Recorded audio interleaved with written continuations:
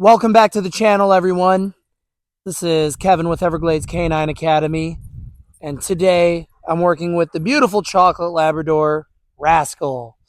So, Rascal's been here before. We've been training with Rascal on and off for a little bit, and here's the situation. So, Rascal lives in a communal setting. He lives in some condos, and in those condos, there are other dogs and people, and he gets really excited and he wants to go and greet everybody.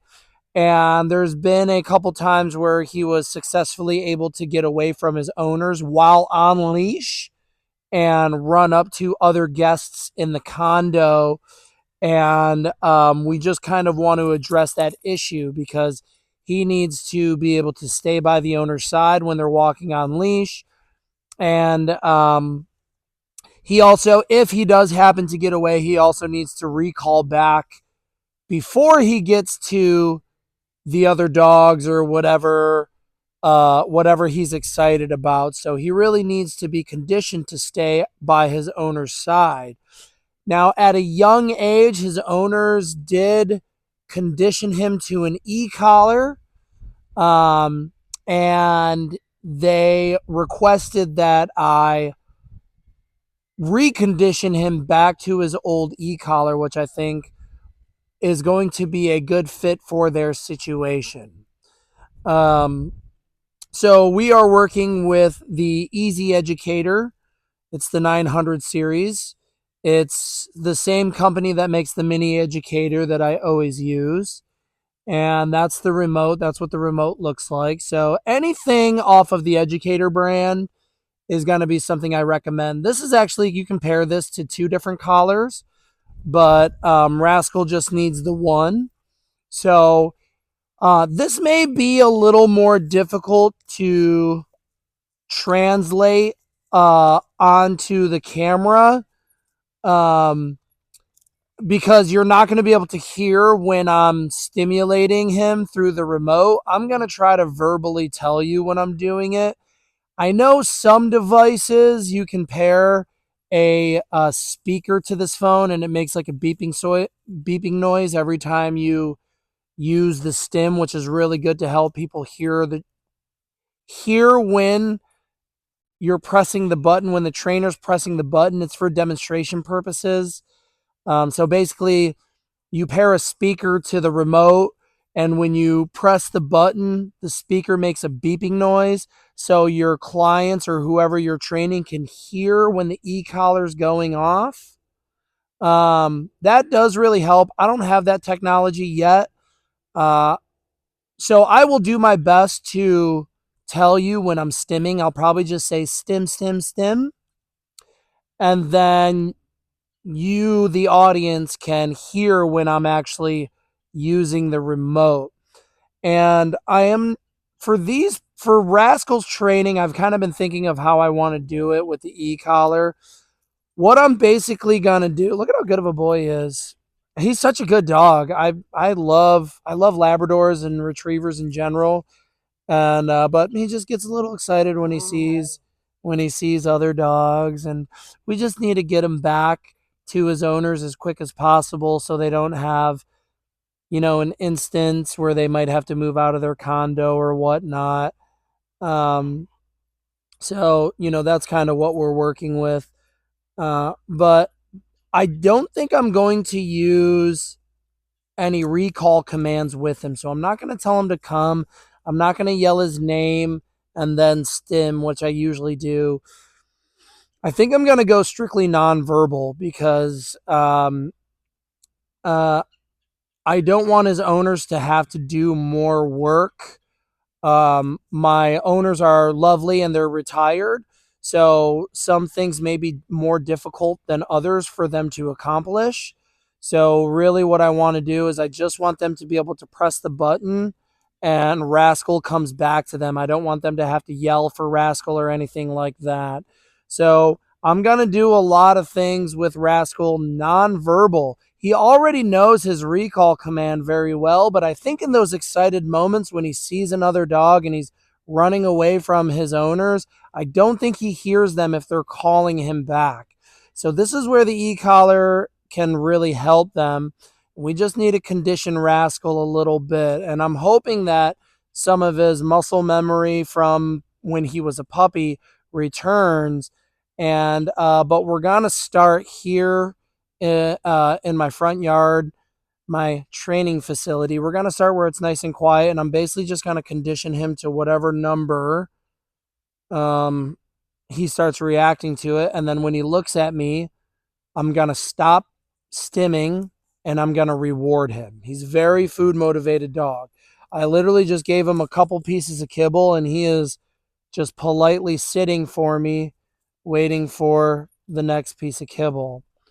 Which actually might make this a little more difficult. Now he knows that like we're in training mode. He sees my pouch, he sees the leash. He really stands at attention at that point. And that may be another thing that I tell my clients to do. I might say, hey, you should bring food with you when you walk him, and you can just put it right in the wheelchair. And that way, because one of my clients is, or his owner is in a wheelchair, that way, he may be more inclined to stay next to you along with the conditioning of the e-collar.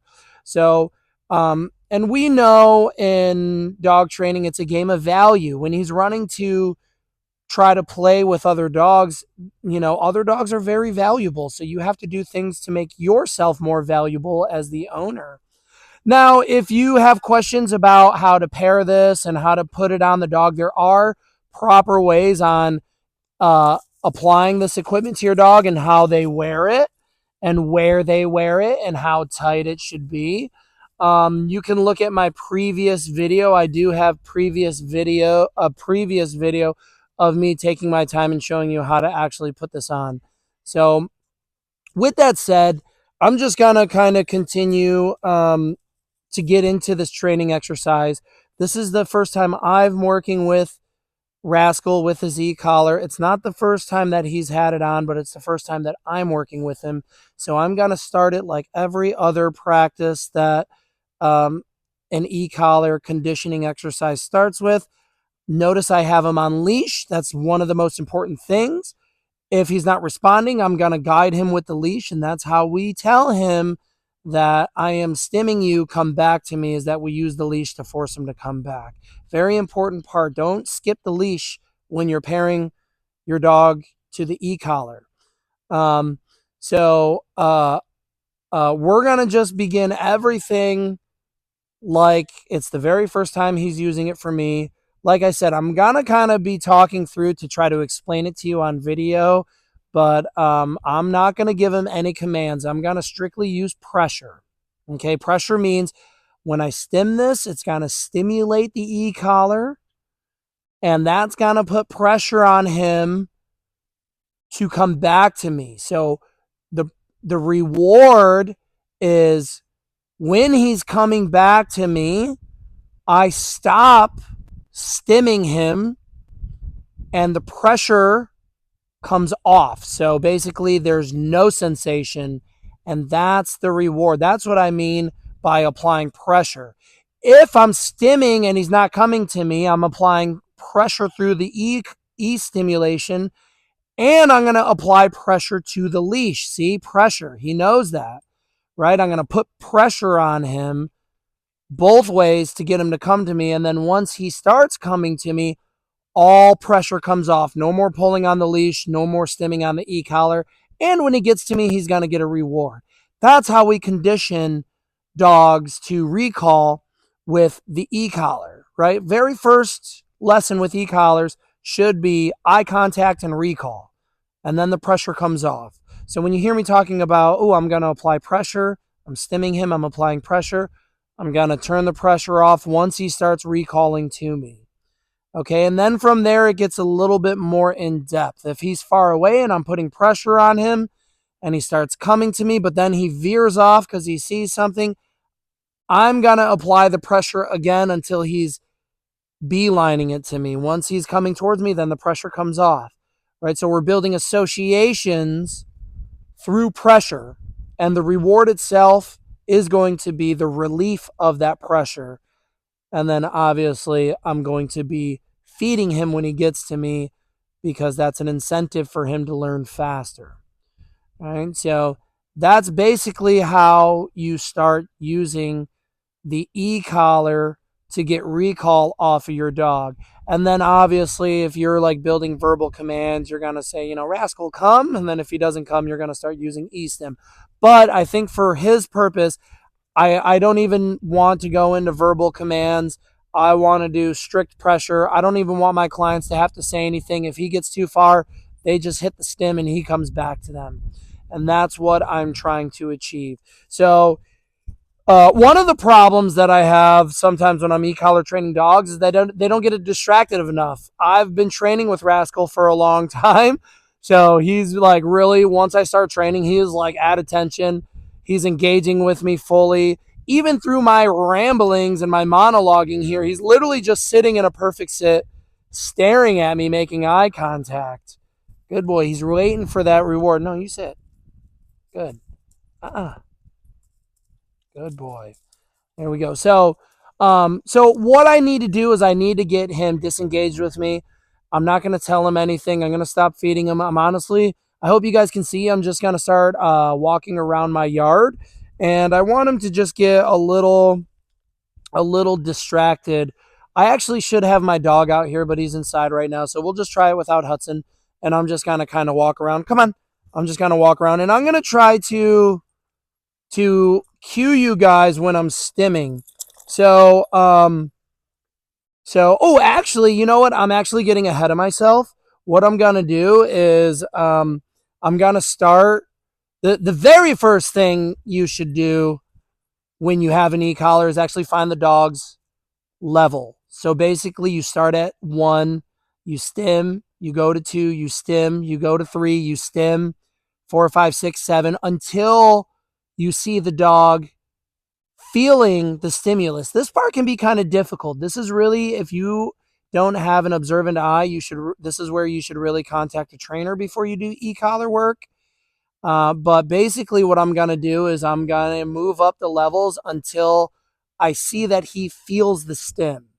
And that can be so subtle. It can be like an ear twitch. It can literally be just a look or nod of the head. If I'm stimming and he's like shaking too hard, I may be at too high of a level. So you don't want to go too high with the stimulation, right? You really want to just see where he notices it. So that's what I'm going to do. Stim at 1. Oh, and that was at 1. That's at 1. That's the lowest level that we have, and he noticed it, right? So, and that was actually a big reaction for level 1 stim. Okay. Yeah, so I've never had that big of a reaction for level 1 stim before. Usually because this goes from 0 to 100, 0 being, or 1 being the lowest and 100 being the highest level of stim. And typically when I'm working with dogs, when they first start feeling it, it's about like 13, 14. And then I'm dialing it back, and then they're feeling it around like 6, 7. So he had a pretty large reaction for 1. So I'm gonna stay on 1, and I'm gonna stim. Yes, yeah, he's having a pretty big reaction towards 1. Let's go ahead and let me here we go. Now we're troubleshooting. So what I'm going to do is I'm going to take this collar off. I want to make sure that this thing is calibrated correctly. I don't know how it could be uncalibrated, but I'm going to actually stim myself. Oh, that's vibrate. Okay, so I thought it was stimming, but it's vibrating. So that's why he was flinching, because my previous this is probably, I definitely probably should have calibrated this thing before I started this video, but hey, you guys are getting the raw view of what it's like being a dog trainer. So he was flinching so hard because the button that I thought was for stim is actually on vibrate. Okay. So what we want to do is we want to use, that's the stim button. I kind of want to reprogram this thing to vibrate. I'm going to reprogram. So I want to just show you guys what's going on, because why not, right? We're doing videos. So this is, you see this says S, that's S for stim. This is a boost. The red jumps up 10 numbers. I never use the boost. I just use the stim. This dials up and down the number for sensitivity. So I always have it on 0. What I like about this product is that I move it all the way down and it stops on 0, and then it'll also stop on 100. But I always start on 0 because I don't want to accidentally overstim the dog. And then it has also stim button and boost button down here. Now they have red tape over there. I'm sure that's just to tell them not to press that, but we just want to use the black stim. So I was pressing this main button, and this is set to vibrate right now, which is vibrating, and that's why Rascal was having a large reaction, because it's a vibrate. I want to use stim. I don't know if the last trainer they worked with just used vibrate with him. I like using the actual electric stim because it is you can gauge the amount of pressure you're putting on the dog. So vibrate only has one vibrate. It doesn't have levels or degrees of vibration. It's just one vibrate. And you can see the vibrate was hitting him pretty hard. He was almost cowarding when he felt the vibration. So that's something, maybe in a high stressful situation it might work, but that's why I like stim versus vibrate, because I can start the stim on 1. If he's really distracted, I can start turning up that number once he's properly conditioned to the stim, but I can turn up that number in a larger distraction environment to get a response from him. So yeah, I feel like I had to adjust and recalibrate this thing. So now that I know the button on the side is the stim, because I didn't like seeing that big reaction out of him from the vibrate, and I'm gonna recalibrate this thing. There's a program button on the side where you can kind of flip through the different programs that the mini educator offers.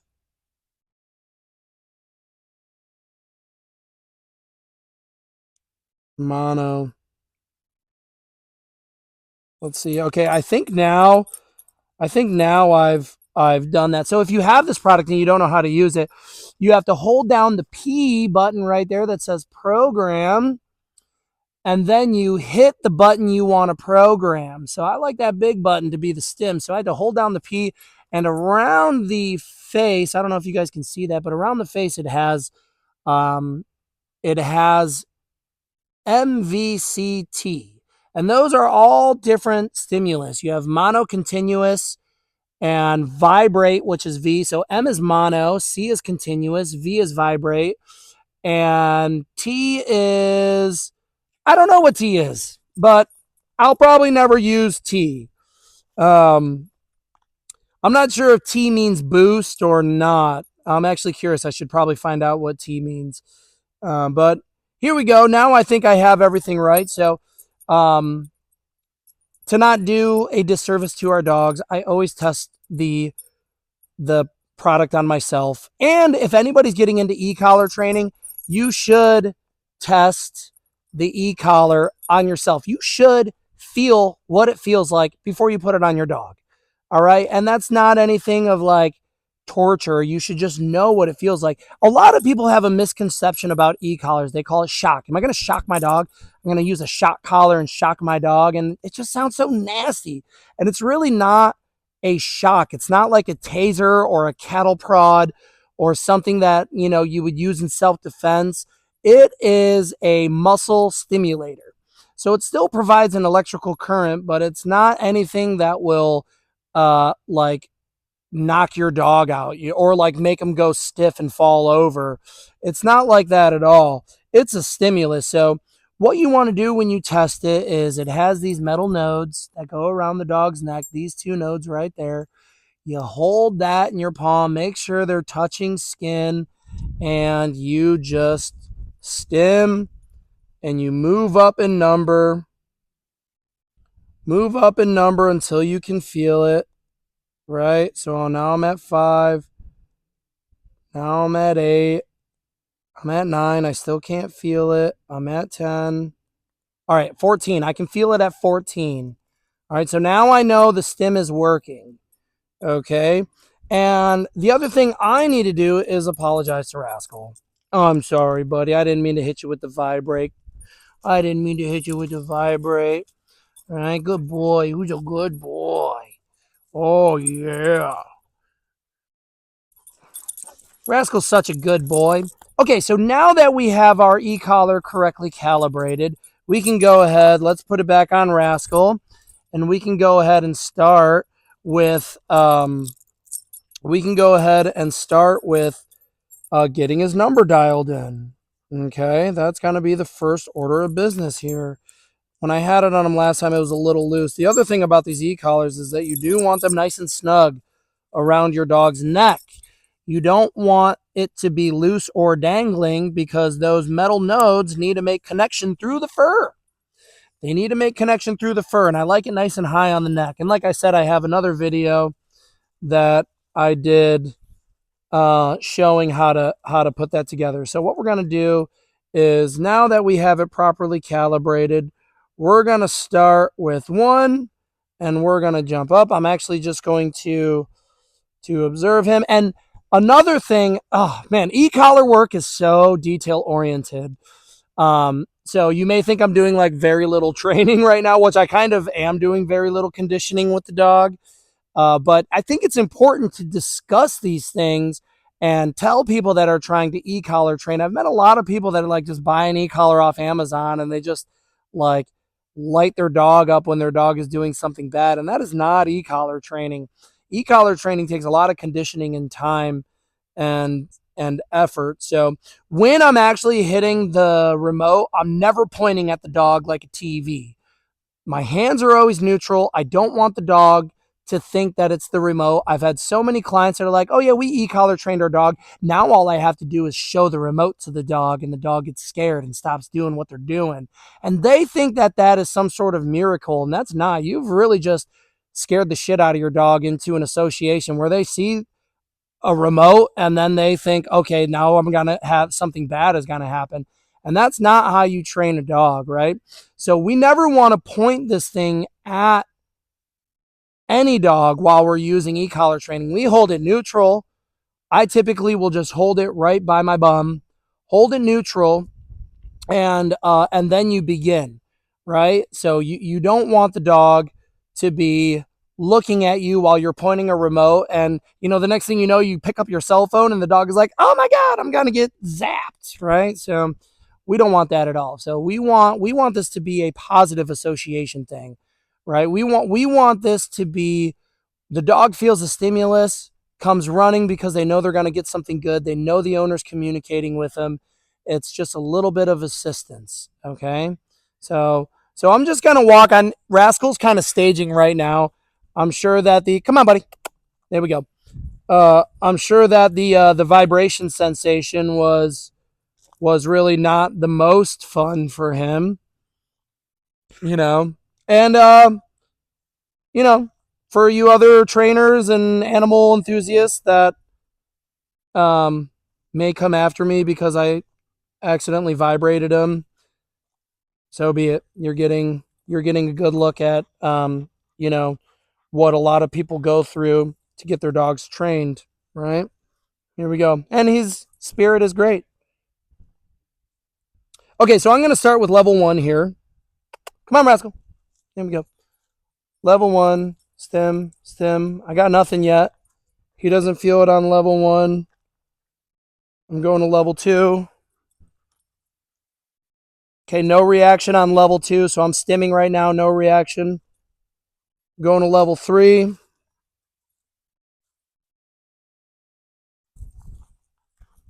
Stem, no reaction on level 3.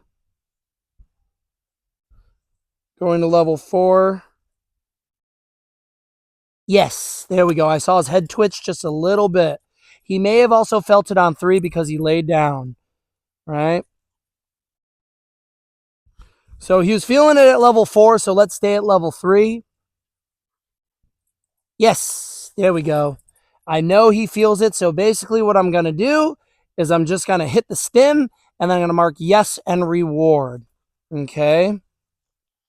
So let's see.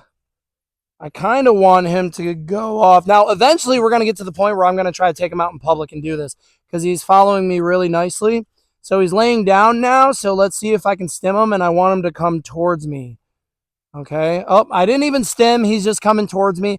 This is one of the problems sometimes with a dog that loves training is that, like, essentially he knows that what I want him to do is come to me. And so he's like, all right, well, I'm just gonna come to you. There's no distractions here. Right. Okay, so he's laying down. I'm stimming.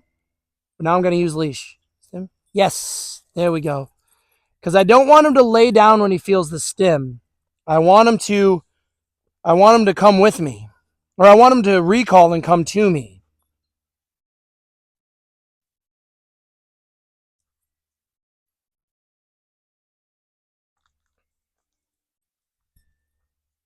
So here we're getting, and I may need to start practicing this sooner in a more distracted environment because he is like very much staying right by my side.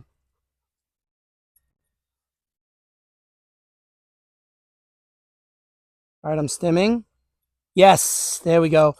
Once he comes to me, then I'm gonna reward him and mark. All right, and I'm still on level 3. 3 out of 100. That's a very small number.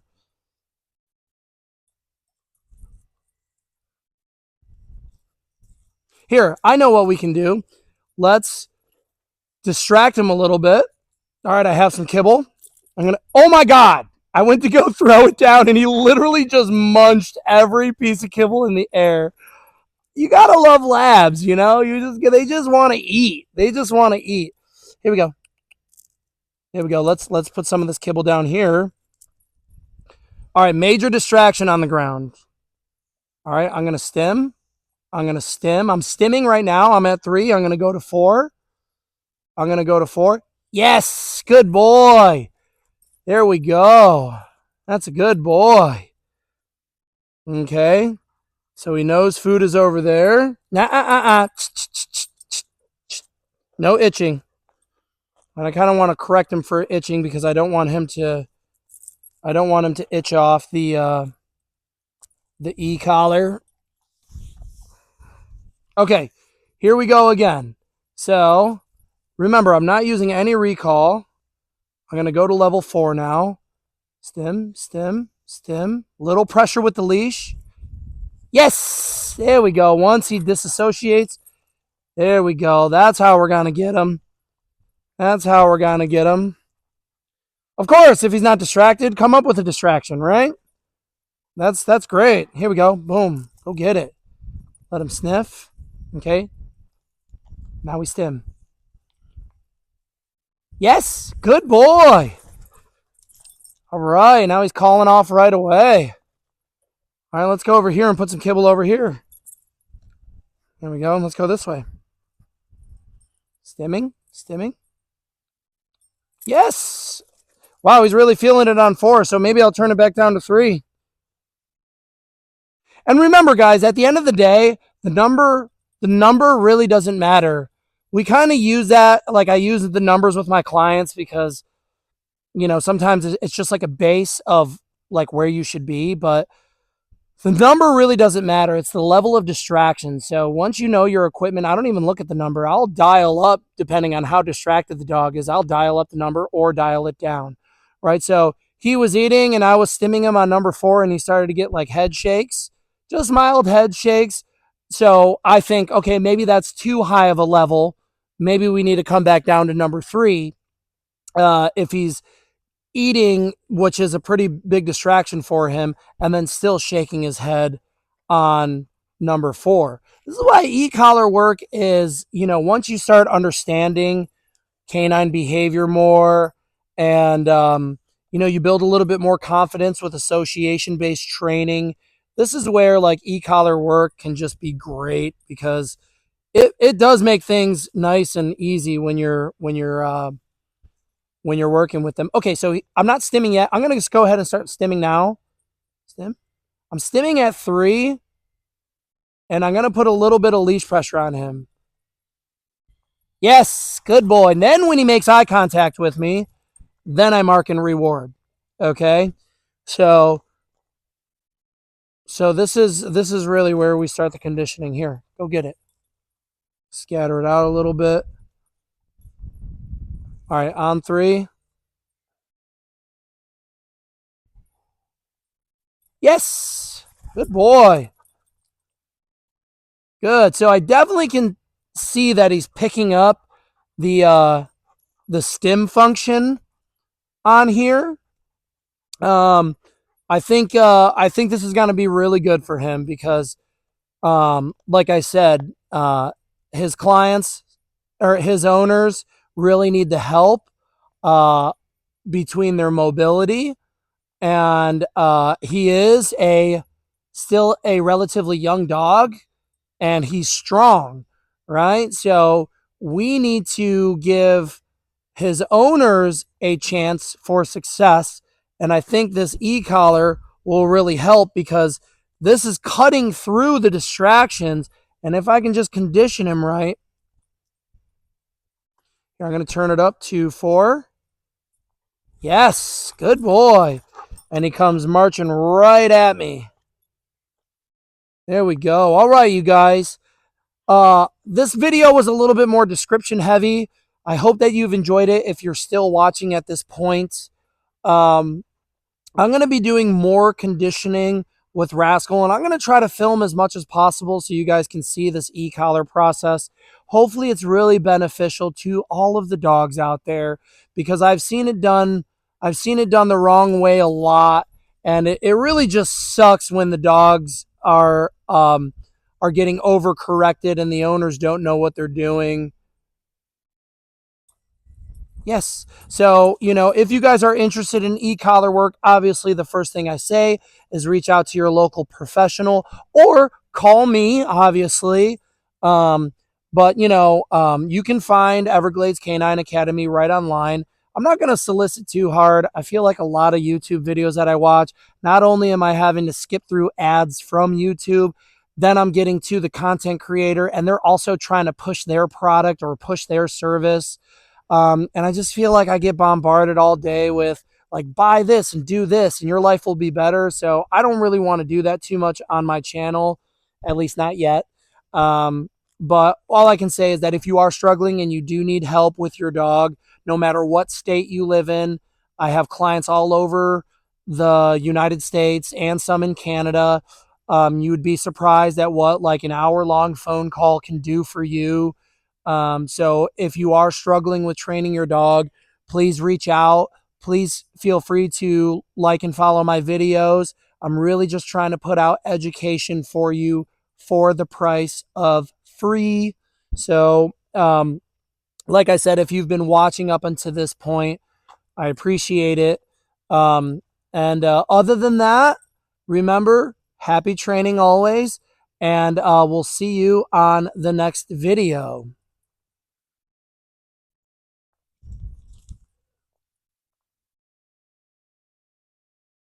Yes, good boy.